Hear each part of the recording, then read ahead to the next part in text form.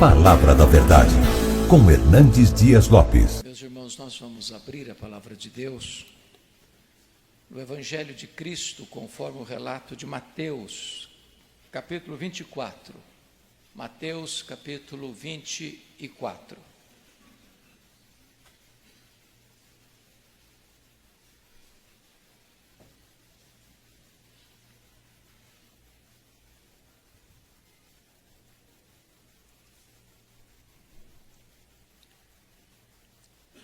Está escrito o seguinte: tendo Jesus saído do templo, ia se retirando quando se aproximaram dele os seus discípulos para lhe mostrar as construções do templo. Ele, porém, lhes disse: não vedes tudo isto? Em verdade vos digo que não ficará aqui pedra sobre pedra que não seja derribada. No Monte das Oliveiras achava-se Jesus assentado, quando se aproximaram dele os discípulos em particular e lhe pediram: dize-nos quando sucederão estas coisas e que sinal haverá da tua vinda e da consumação do século. E ele lhes respondeu: vede que ninguém vos engane, porque virão muitos em meu nome dizendo eu sou o Cristo, e enganarão a muitos. E certamente ouvireis falar de guerras e rumores de guerras. Vede, não vos assusteis, porque é necessário assim acontecer, mas ainda não é o fim.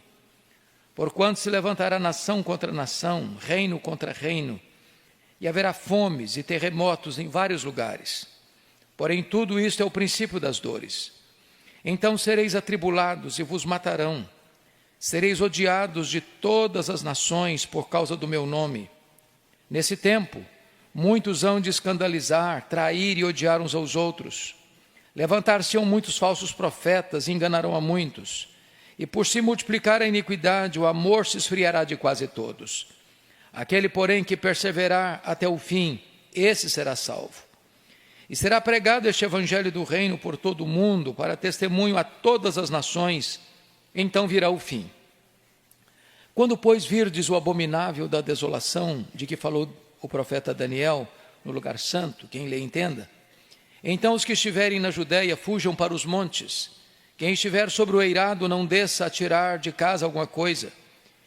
E quem estiver no campo não volte atrás para buscar a sua capa. Ai das que estiverem grávidas e das que amamentarem naqueles dias. Orai para que a vossa fuga não se dê no inverno, nem no sábado. Porque nesse tempo haverá grande tribulação, como desde o princípio do mundo até agora não tem havido nem haverá jamais. Não tivessem aqueles dias sido abreviados, ninguém seria salvo, mas por causa dos escolhidos, tais dias serão abreviados. Então, se alguém vos disser, eis aqui o Cristo, ou ei-lo ali, não acrediteis, porque surgirão falsos cristos e falsos profetas, operando grandes sinais e prodígios para enganar, se possível, os próprios eleitos. Vede que vos tenho predito. Portanto, se vos disserem, eis que ele está no deserto, não saiais, ou ele no interior da casa, não acrediteis. Porque assim como o relâmpago sai do oriente e se mostra até no ocidente, assim há de ser a vinda do Filho do Homem. Onde estiver o cadáver, aí se ajuntarão os abutres. Logo em seguida, a tribulação daqueles dias, o sol escurecerá, a lua não dará sua claridade, as estrelas cairão do firmamento e os poderes dos céus serão abalados. Então aparecerá no céu o sinal do Filho do Homem. Todos os povos da terra se lamentarão e verão o Filho do Homem vindo sobre as nuvens do céu com poder e muita glória. E ele enviará os seus anjos com grande clangor de trombeta, os quais reunirão os seus escolhidos dos quatro ventos, de uma a outra extremidade dos céus. Aprendei, pois, a parábola da figueira. Quando já os seus ramos se renovam e as folhas brotam, sabeis que está próximo o verão. Assim também vós, quando virdes todas essas coisas, sabei que está próximo às portas. Em verdade vos digo que não passará esta geração sem que tudo isto aconteça. Passará o céu e a terra, porém as minhas palavras não passarão. Mas a respeito daquele dia e hora ninguém sabe, senão, nem os anjos dos céus, nem o Filho, senão o Pai. Pois assim como foi nos dias de Noé, também será a vinda do Filho do Homem. Porquanto, assim como nos dias anteriores ao dilúvio, comiam e bebiam, casavam e davam-se em casamento, até o dia em que Noé entrou na arca, e não o perceberam, senão quando veio o dilúvio e os levou a todos, assim será também a vinda do Filho do Homem. Então 2 estarão no campo, um será tomado e deixado o outro. 2 estarão trabalhando num moinho, uma será tomada e deixada a outra. Portanto, vigiai, porque não sabeis em que dia vem o vosso Senhor. Mas considerai isto: se o pai de família soubesse a que hora viria o ladrão, vigiaria e não deixaria que fosse arrombada a sua casa. Por isso, ficai também vós apercebidos, porque a hora em que não cuidais, o Filho do Homem virá. Quem é, pois, o servo fiel e prudente, a quem o Senhor confiou os seus conservos para dar-lhes o sustento a seu tempo? Bem-aventurado aquele servo a quem o seu Senhor, quando vier, achar fazendo assim. Em verdade vos digo que lhe confiará todos os seus bens. Mas se aquele servo, sendo mau, disser consigo mesmo: meu senhor demora-se, e passar a espancar os seus companheiros, e a comer e beber com ébrios, virá o senhor daquele servo em dia em que não espera, e em hora que não sabe, e castigá-lo-á, lançando-lhe a sorte com os hipócritas. Ali haverá choro e ranger de dentes. Meus amados, eu gostaria de tratar com vocês nesta noite sobre os sinais da segunda vinda de Cristo. A segunda vinda de Cristo é a gloriosa doutrina da esperança cristã. Essa doutrina é a acrópole da fé cristã. É o ponto mais alto, culminante da nossa fé. Muitas pessoas negam que Jesus voltará. Outras pessoas beiram a loucura, marcando a data para ele voltar. Outros vivem até acreditando que ele volte, mas uma conduta, um comportamento que é incompatível com essa expectativa. A segunda vinda de Cristo é necessária para que a história tenha uma consumação. Alguns ideólogos pensam que a história está à deriva, que a história caminha sem freios, como um caminhão ladeira abaixo. Outros acham que a história é uma tragédia, sem rumo, sem esperança, como um universo fechado, sem janelas, sem qualquer perspectiva. Outros acham que a história está dando voltas. O que é, o que foi, e o que é, também é o que será. Nada vai mudar. As coisas estão rodopiando, sem rumo, sem direção. Porém, nós cremos que a história não está à deriva. Que a história é teleológica, ela caminha para um telos, para um fim, para uma consumação. E nessa consumação, a vitória retumbante é de Cristo e da sua igreja. A história está sendo levada para esse momento apoteótico, quando o Senhor Jesus Cristo virá e colocará todos os seus inimigos debaixo dos seus pés e julgará as nações. E haverá então uma bem-aventurança eterna e haverá também uma condenação eterna. Esse texto que nós acabamos de ler é o mais amplo, mais completo sermão escatológico, profético, proferido por Jesus.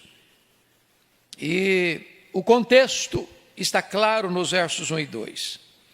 Se você perceber no capítulo 23, Jesus tinha acabado de proferir suas últimas palavras, trazendo uma sentença para o templo, mostrando que aquela casa ficaria deserta.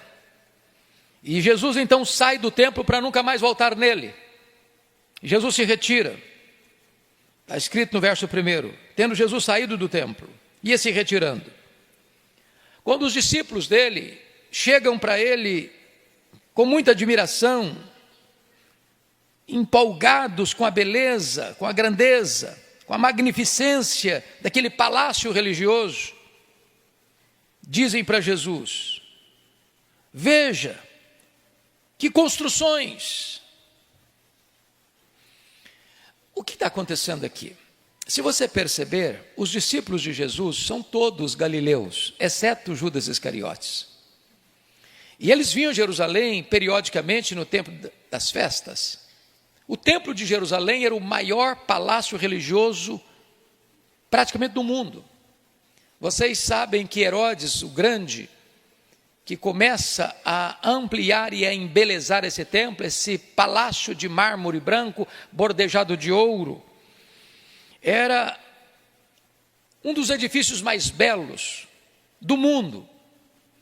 Superou, inclusive, o templo de Salomão. Demorou-se 46 anos para construí-lo. Então, aqueles homens de uma região mais rural, ao entrar em Jerusalém, olhavam para aquele templo tão belo, tão majestoso, tão rico, tão pomposo. Então eles estão exclamando, eles estão dizendo e mostrando para Jesus aquelas construções. E o texto nos informa que Jesus, no verso 2, diz: ele, porém, lhes disse: não vedes tudo isso? Em verdade vos digo que não ficará aqui pedra sobre pedra que não seja derribada. Jesus então traz aqui primeiro a profecia que ocorreu, cumpriu-se no ano 70, quando Tito cerca, entrincheira, sitia a cidade de Jerusalém, porque a guerra judaica começara no ano 66, e então a cidade é arrasada, e então a cidade é pisoteada, e então esse templo magnífico, majestoso, é incendiado, é destruído, é arruinado, é colocado para baixo, não ficando pedra sobre pedra. É a profecia de Jesus.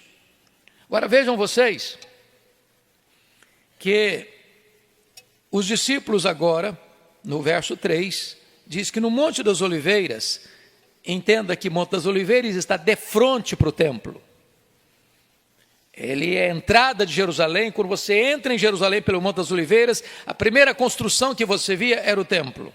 No Monte das Oliveiras, verso 3, achava-se Jesus assentado, quando se aproximaram dele os discípulos em particular e lhe pediram: dize-nos, quando sucederão estas coisas? Preste bem atenção.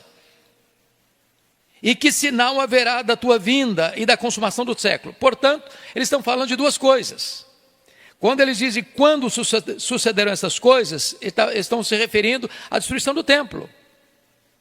Que Jesus havia dito, um cara pedra sobre pedra. Quando vai acontecer isso? É a pergunta deles. Veja que a pergunta deles tem a ver com o tempo. Quando sucederão essas coisas? A segunda pergunta já não tem a ver com o templo mais.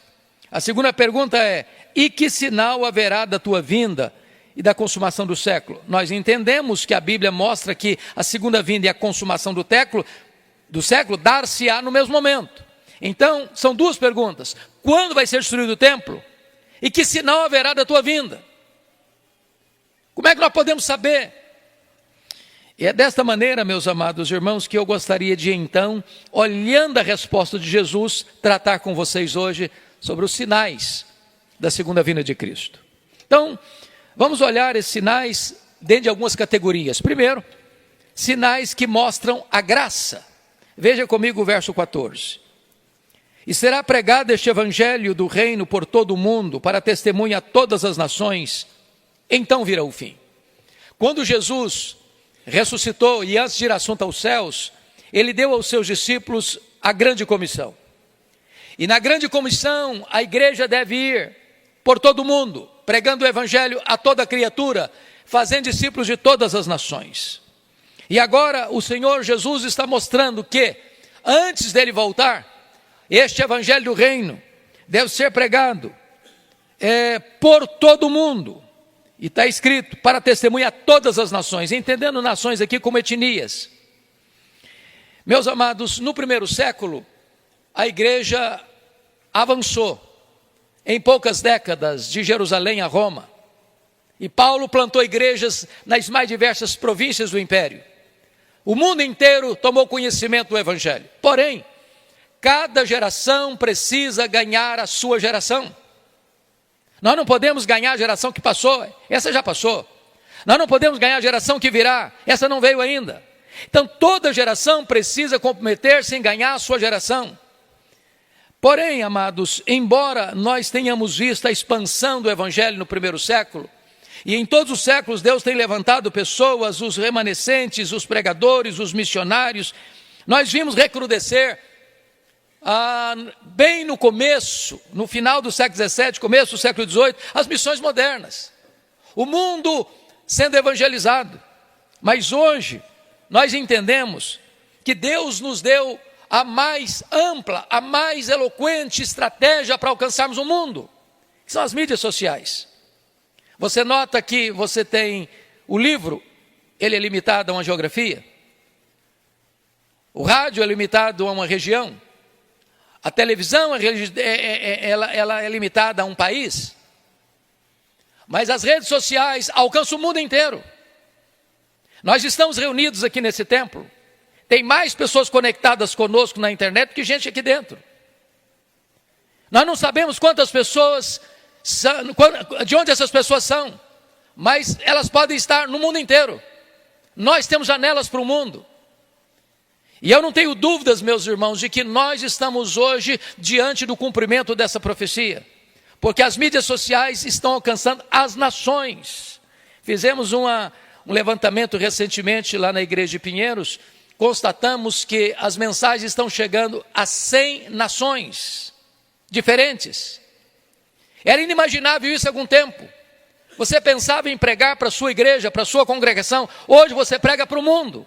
Hoje você prega para as nações.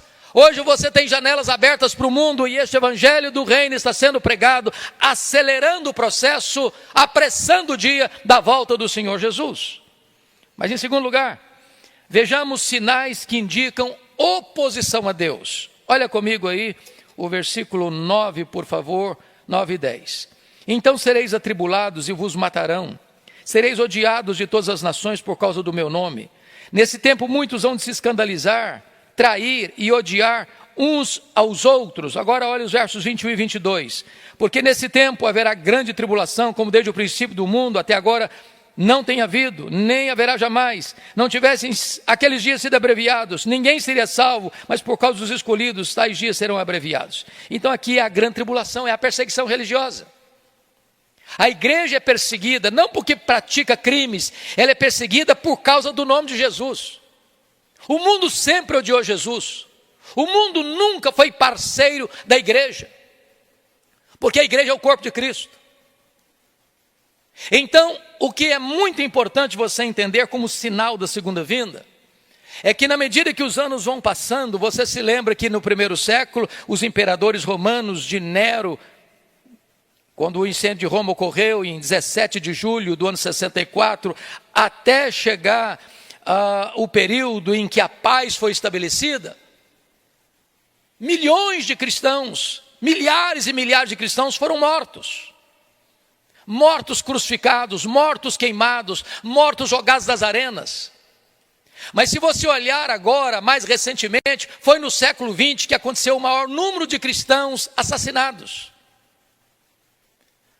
Assassinados pelo nazismo, assassinados pelo fascismo, assassinados pelo comunismo, assassinados pelas religiões radicais. E hoje, mais do que nunca, o povo de Deus está sendo perseguido. Perseguido fisicamente, perseguido com prisões, perseguido com fuzilamentos, perseguidos ideologicamente, perseguidos em todos os setores, cumprindo a profecia do Senhor Jesus. A igreja está sendo odiada por causa do nome de Jesus. Mas em segundo lugar, outro sinal que indica oposição a Deus é a apostasia. Olha comigo os versos 4 e 5, por favor.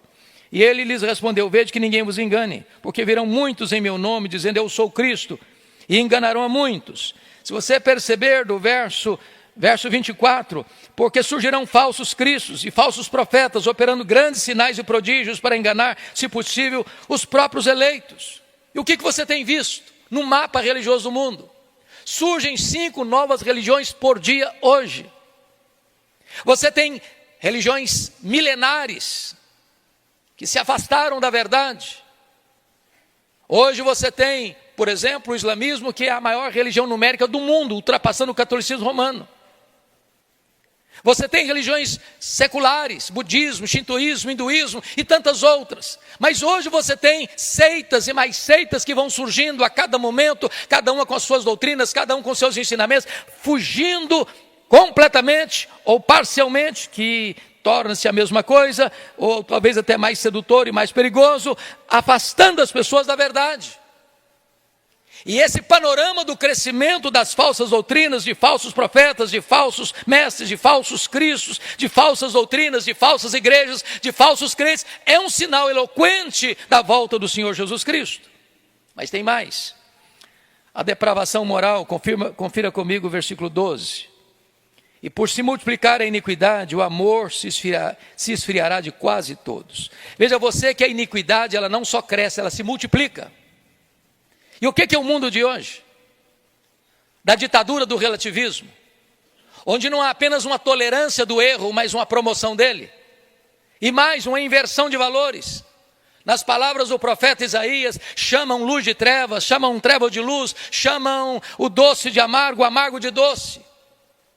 É uma sociedade que não tolera absolutos, é uma sociedade que não aceita regras, é uma sociedade que pavimenta o caminho do homem da iniquidade. E o que é o homem da iniquidade? Na língua grega é anomos, e anomos é o homem sem lei. Ele vem nessa esteira da ditadura do relativismo, exatamente a multiplicação da iniquidade. Aquilo que era vergonhoso agora é aplaudido, aquilo que era proibido agora é aprovado e aplaudido, aquilo que era opróbrio agora é honra, aquilo que era totalmente vergonhoso agora é incentivado à luz do sol. Sinal eloquente da segunda vinda de Cristo. Mas veja comigo, versículo 15, a própria figura do anticristo. Quando, pois, virdes o abominável da desolação de que falou o profeta Daniel, no lugar santo, quem lê entenda. E o abominável da desolação, aqui, meus amados irmãos, é exatamente o anticristo. E se vocês perceberem que a agenda global, a agenda mundial, não só no Brasil, não só na América Latina, não só na América do Norte, não só na Europa, não só na Ásia. O mundo inteiro tem essa agenda hoje que está muito alinhada, se você ler com muita atenção, com essa plataforma de um ditador mundial que vem não tolerando absolutos, que é o homem da iniquidade. E nós precisamos nos acautelar. E aqui o Senhor Jesus Cristo vai misturar, ajuntar na resposta dele, contemplando as duas perguntas dos discípulos, porque a pergunta dos discípulos a pergunta foi dupla. Quando sucederão essas coisas? Ou seja, quando sucederá a destruição de Jerusalém, a destruição do templo? E daí a segunda pergunta: que sinal haverá da tua vinda e da consumação do século? Então, na mesma medida que Jesus introduz a figura do anticristo, que é o abominável da desolação, de que falou o profeta Daniel, ele vai ilustrar isso com a destruição de Jerusalém. Veja aí você. Então os que estiverem versículo 16, então os que estiverem na Judéia fujam para os montes, quem estiver sobre o eirado, não desça para tirar da casa coisa alguma. Quem estiver no campo, não volte atrás para buscar a sua capa. Ai das que estiverem grávidas e das que amamentarem naqueles dias. Orai para que a vossa fuga não se dê no inverno nem no sábado. O que ele está dizendo? É claro que ele está descrevendo aqui o cerco e a tomada de Jerusalém no ano 70. Por quê? Se você perceber, as pessoas que estavam dentro da cidade não podiam sair. Quem estava fora seria uma loucura, e lá dentro da cidade estava sendo tomada, a cidade era amuralhada. Então ele está dizendo que é um momento de urgência, que não dá para você ficar pensando em bens materiais, em salvar alguma coisa, algum objeto da sua vida, da sua indumentária ou dos seus adornos. Deixa lá, a cidade vai ser destruída.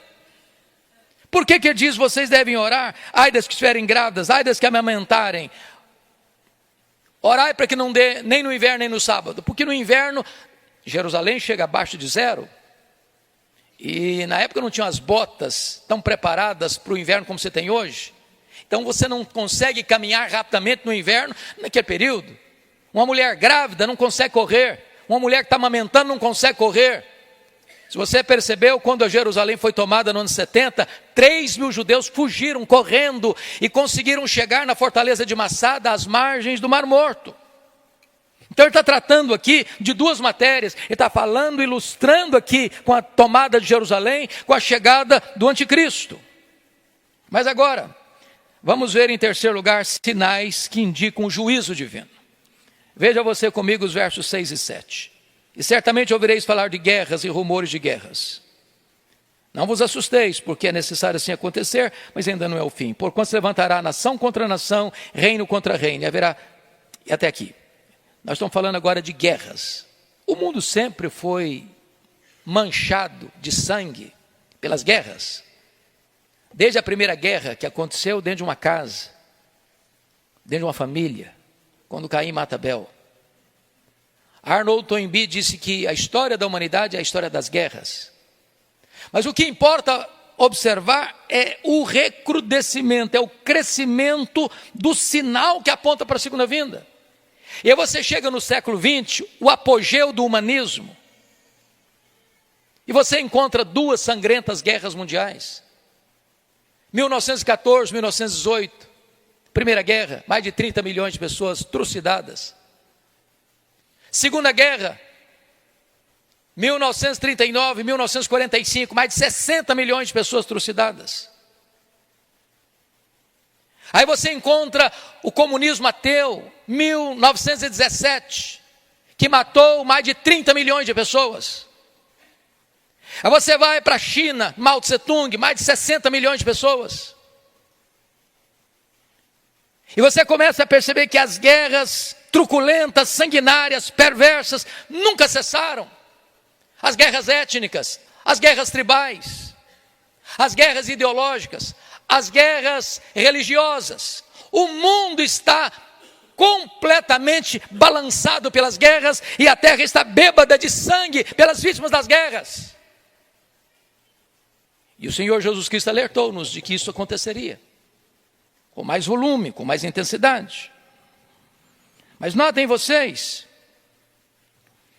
que haveria terremotos, versículo 7, e haverá fomes e terremotos em vários lugares. É claro que os terremotos, os abalos sísmicos sempre aconteceram. Mas se você fizer um apanhado, um relatório, uma investigação dos abalos sísmicos e dos terremotos do século XX para cá, ultrapassam o dos outros séculos. A Terra está tremendo. As colunas do universo ou do nosso planeta estão abalados. Isso é uma prova, isso é um sinal eloquente de que o Senhor Jesus breve voltará. E ele trata aqui da questão das fomes, e Lucas, nesse mesmo texto do sermão profético, Lucas 21:11, fala não só de fomes, mas também de epidemias. E aí você vai perceber que a história sempre foi marcada por epidemias, de doenças endêmicas, ou até pandêmicas, né? A varíola, a febre amarela, que no século XIX matou tanta gente, inclusive o nosso missionário pioneiro, Ashbel Green Simonton, aos 34 anos de idade. Você tem epidemias terríveis na história, como a peste negra na Europa, que dizimou 1/3 da Europa. Você tem a febre espanhola, que foi tão letal no começo desse século passado. Mas agora, em março de 2020, você tem uma epidemia que ganha o título de pandemia, porque embora não fosse tão letal como outras, mas dizimou mais de 6 milhões de pessoas e alcançou as nações da terra, abalando o poder político, econômico e científico da história. Tudo isso precisa ser levado em conta quando você olha o mapa escatológico dos sinais da segunda vinda de Cristo. Agora veja você, como ele voltará. Como é que será a segunda vinda dele? Veja o verso 27 comigo. Ela será repentina, porque assim como o relâmpago sai do Oriente e se mostra até no Ocidente, assim será a vinda do Filho do Homem. Essa é uma figura incrível, porque todos nós sabemos o que é um relâmpago e a velocidade dele.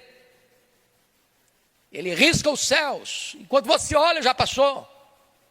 O apóstolo Paulo, interpretando essa celeridade da segunda vinda, diz que vai ser num átomo, num momento, num abrir e fechar de olhos. E a palavra momento no grego lá é a palavra átomos, de onde vem a nossa palavra átomo. É a mesma palavra usada para o piscar, abrir e fechar de olhos, ou como faiscar de uma estrela, ou como dardejar da cauda de um peixe. Vai ser com essa rapidez que Jesus voltará. Mas em segundo lugar, essa vinda será gloriosa. Olha o verso 30 comigo. Então aparecerá no céu o sinal do Filho do Homem. Todos os povos da terra se lamentarão e verão o Filho do Homem vindo sobre as nuvens com poder e muita glória. Notem vocês que na primeira vinda de Jesus, ele veio de forma humilde. Ele nasceu de uma virgem, pobre. Ao ser enfaixado em panos, ele foi deitado num coxo de animal. Manjedoura, vem de mangiare, o lugar onde os animais comem. Ele não tinha onde reclinar a cabeça. Ele precisou de um animal emprestado para entrar em Jerusalém. Ele precisou de um túmulo emprestado para ser sepultado. Ele mesmo disse: aprendei de mim porque sou manso e humilde de coração. Mas ele virá de uma forma gloriosa, cavalgando as nuvens, com grande poder, com grande majestade. E diz a Escritura que vai colocar todos os seus inimigos debaixo dos seus pés. E ele vai se assentar no trono e julgar as nações. Por isso, a sua segunda vinda será também absolutamente vitoriosa, conforme está escrito no verso 31. E ele enviará os seus anjos com grande clangor de trombeta, os quais reunirão os seus escolhidos dos quatro ventos, de uma a outra extremidade dos céus. Em outras palavras, ele não vai perder nenhum de seus escolhidos. Nenhum vai ficar para fora, nenhum vai ficar para trás. Todos eles serão recolhidos pelos anjos de Deus, porque a causa dele é absolutamente vitoriosa. Mas notem, meus amados irmãos, se isto é verdade, e então esse texto nos leva para a nossa conclusão, que é a necessidade da preparação para a segunda vinda de Cristo. E a primeira coisa que eu quero chamar a sua atenção é que a segunda vinda de Cristo será precedida por avisos claros. Olha o verso 32 e 33. Aprendei, pois, a parábola da figueira. Quando já os seus ramos se renovam e as folhas brotam, sabeis que está próximo o verão. É óbvio. A primavera é sucedida pelo verão. E vocês sabem que a figueira, antes desse momento, ela está completamente desprovida dos seus ramos, dos seus brotos, das suas folhas. E o Senhor está dizendo o seguinte: olha para a natureza, olha para a figueira, esta árvore bonita que dá figo. Quando já os seus ramos se renovam e as folhas brotam, é primavera. E quando a primavera chega, você sabe que está chegando o verão. A primavera é sucedida pelo verão. E aí Jesus aplica esse fenômeno aí do mundo da agricultura. Assim também vós, quando virdes todas essas coisas, sabei que está próximo às portas. Que coisas? Que coisas? Exatamente os sinais que aqui foram apontados. A pregação do Evangelho, a perseguição religiosa, o aumento da iniquidade, as guerras, as fomes, as epidemias, o levantamento do homem da iniquidade, a pavimentação do seu caminho. Olha o mapa, olha o que está acontecendo, abra os seus olhos, veja o cenário.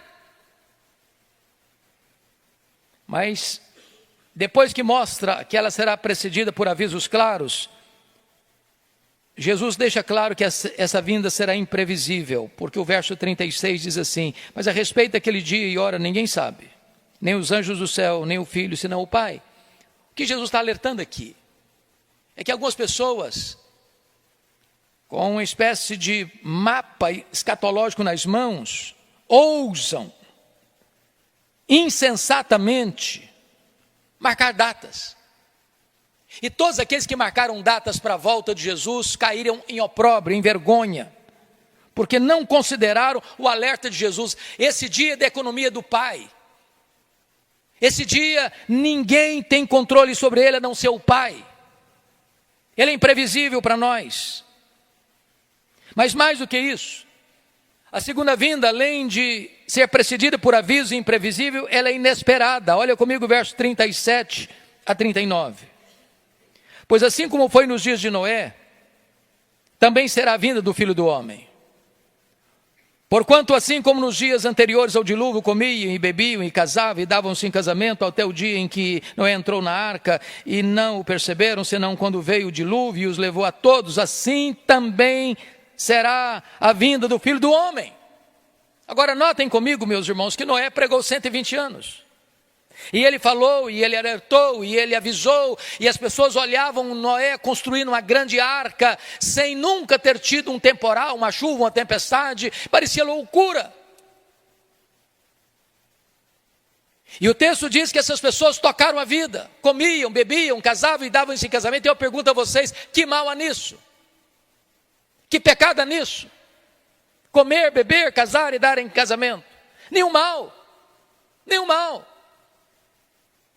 O problema da sociedade hoje não é só que as pessoas estão indo celeremente rumo à iniquidade, à perversão, à violência, à apostasia, ao ateísmo. Isso é fato. Mas pense naqueles que vivem uma vida regrada.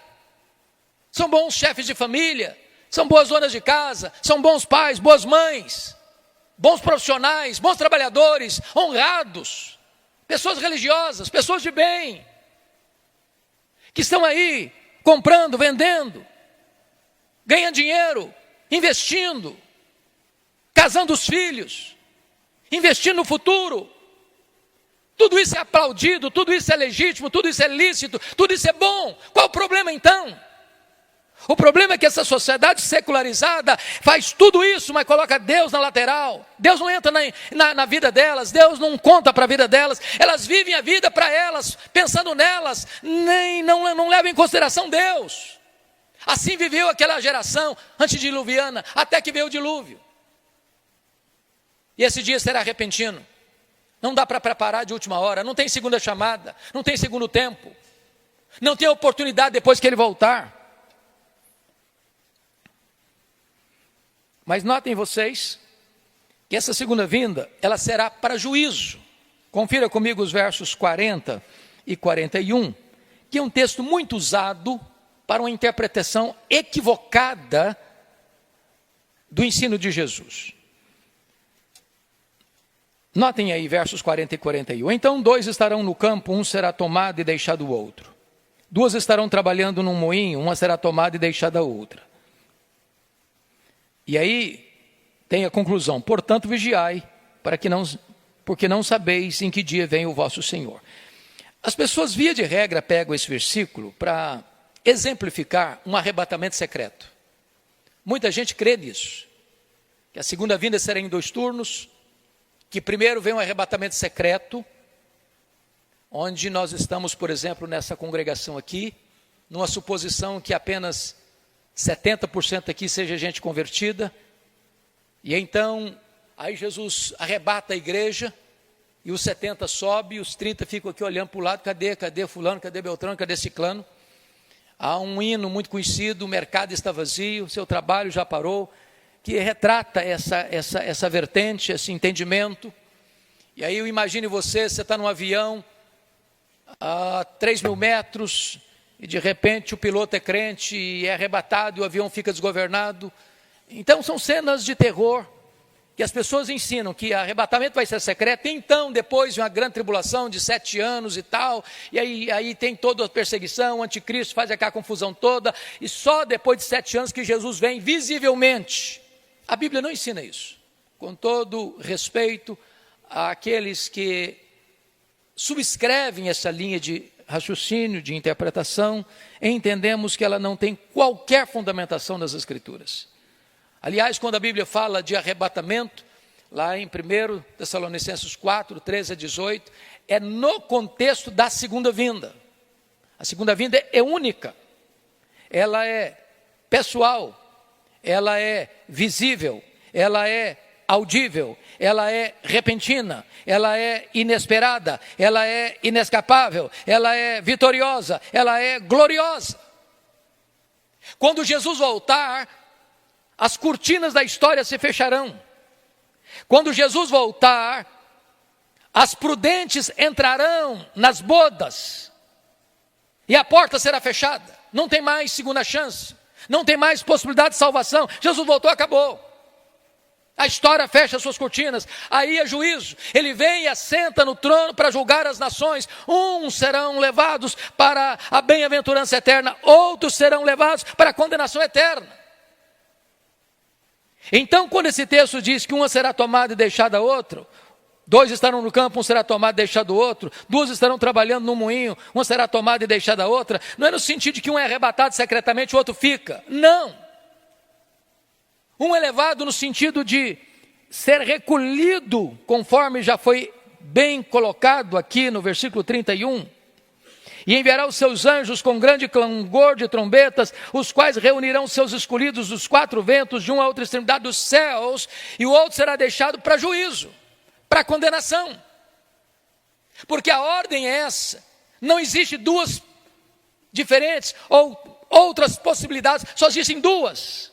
Ou alguém aí de escutar: vinde bendito meu Pai, entrai na posse do reino que vos está preparado desde a fundação do mundo. Ou escutar: apartai-vos de mim, malditos, para o fogo eterno, preparado para o diabo e seus anjos. Um é levado para o seio de Abraão, para o céu, para a Nova Jerusalém, para a cidade santa, para a bem-aventurança eterna. O outro será levado para as trevas exteriores, ali haverá choro e ranger de dentes.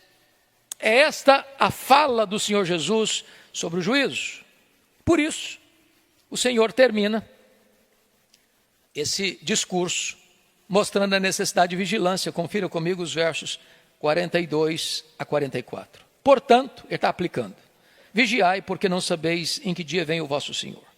Mas considerai isto: se o pai de família soubesse a que hora viria o ladrão, vigiaria e não deixaria que fosse arrombada a sua casa. Por isso, ficai também vós apercebidos, porque a hora em que não cuidais, o Filho do Homem virá. Sabe o que Jesus está dizendo aqui?